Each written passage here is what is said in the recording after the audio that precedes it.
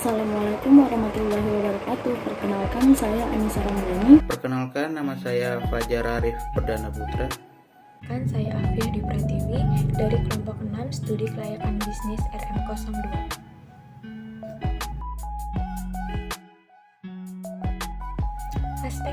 Aspek teknis dan manajemen operasi timbul apabila sebuah gagasan usaha atau proyek yang direncanakan telah menunjukkan peluang yang cukup cerah dilihat dari segi pemasaran.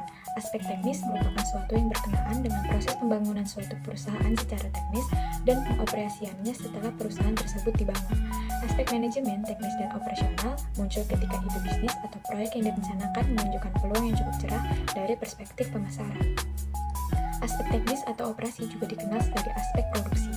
Aspek utama dari teknologi produksi adalah lokasi, luas produksi, dan proses produksi, dan manajemen operasional seperti perencanaan, pengorganisasian, pengadaan tenaga kerja, pengarahan pekerjaan, dan pengawasan.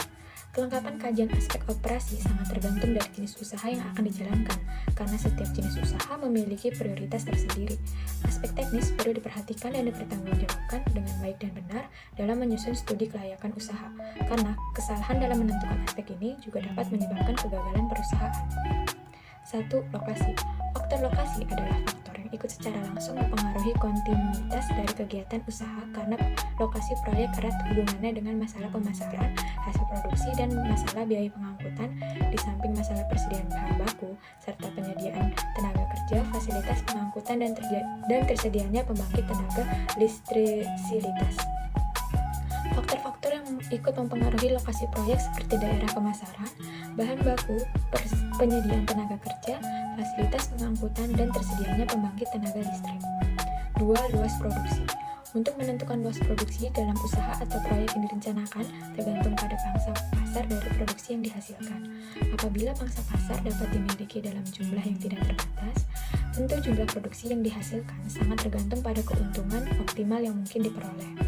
Untuk menentukan luas produksi, diperlukan penelaahan dari berbagai aspek agar keputusan yang diambil dari penyusunan studi kelayakan bisnis sesuai dengan operasional. Berikutnya adalah proses produksi. Proses produksi yang berasal dari suatu gagasan atau proyek yang telah direncanakan perlu diketahui untuk menentukan jumlah investasi, jenis mesin yang digunakan, serta bentuk bangunan yang diperlukan sesuai dengan proses produksi secara teknis. Kemudian perlu diketahui juga untuk mengetahui efek apa saja yang ditimbulkan dari penciptaan terhadap iklim, apakah siklus penciptaan akan mempengaruhi kondisi iklim. Kemudian tujuan dari aspek teknis terbagi menjadi 3. Yang pertama ialah agar perusahaan dapat menentukan lokasi yang tepat, baik lokasi pabrik, gudang, cabang, maupun kantor pusat. Yang kedua, agar perusahaan dapat menentukan layout sesuai dengan proses produksi yang dipilih, sehingga dapat memberikan efisiensi. Yang ketiga, agar perusahaan dapat menentukan teknologi yang tepat dalam menjalankan produksinya. Kemudian, manajemen operasi.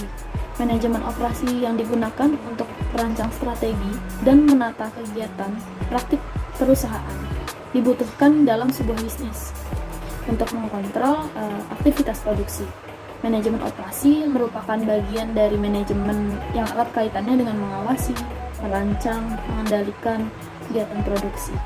Selain itu, manajemen ini bertugas untuk mengendalikan kegiatan produksi dan proses perbaikan strategi kegiatan bisnis dalam hal produksi barang dan jasa. Tugas pokok yang menyangkut dengan fungsi manajemen antara lain adalah perencanaan, pengorganisasian, pengadaan tenaga kerja, dan juga pelaksanaan pengawasan. Yang pertama yaitu perencanaan. Tujuan dari gagasan utama atau proyek adalah untuk mendapatkan keuntungan atau manfaat sesuai dengan tujuan yang telah tercantum dalam studi kelayakan. Untuk mencapai tujuan ini, masih diperlukan suatu perencanaan secara menyeluruh, beserta kebijakan yang diperlukan.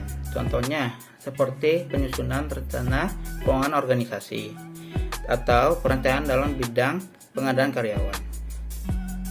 Yang kedua, yaitu pengorganisasian. Untuk memudahkan pelaksanaan dari perencanaan yang telah ditetapkan, perlu dibentuk kelompok-kelompok kerja dari berbagai aktivitas berdasarkan pada urutan kegiatan, serta mengelompokkan orang-orang ke dalam hubungan kerja dengan sebaik-baiknya, sehingga para pekerja dapat bekerja dalam bidangnya masing-masing. Dan yang ketiga, pengadaan tenaga kerja. Perolehan pasukan tenaga kerja bergantung pada jumlah tenaga kerja yang dibutuhkan oleh jenis pekerjaan, konstruksi yang telah dibentuk, dan kemampuan seperti apa yang dibutuhkan atau kemungkinan pengajaran ulang berdasarkan informasi yang telah ditentukan. Dan yang keempat, yaitu pelaksanaan pengawasan.